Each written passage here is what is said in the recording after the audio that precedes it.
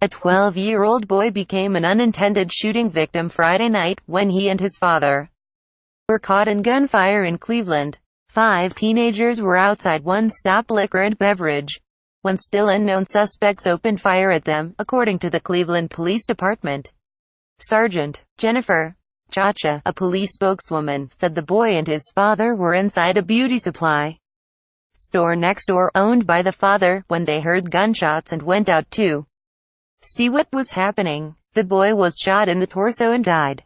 The 5 teenagers were injured. One, a 16-year-old, was shot in the head. The others were shot in the leg, groin and torso.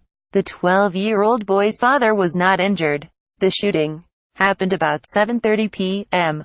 Cleveland Police Chief Calvin Williams said investigators do not know if the shooting was gang-related. "We don't know exactly what spurred what happened, but definitely our hearts go out to the family of the victims here," Williams told reporters at a news conference Friday night, adding later, "The only thing we have right now is that kids crossed paths and shots were fired.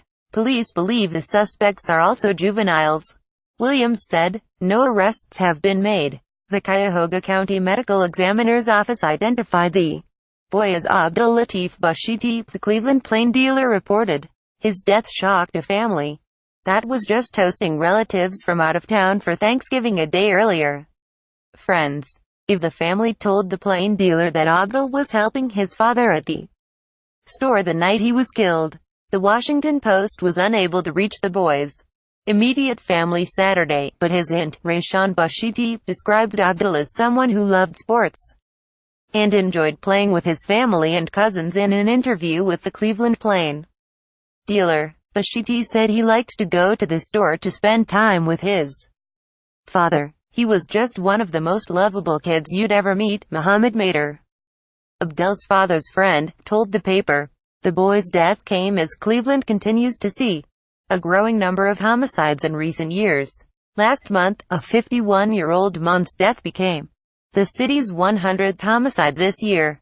The city logged 136 homicides in 2016, up from 120 in 2015 and 102 in 2014, making last year the deadliest Cleveland has had in at least a decade.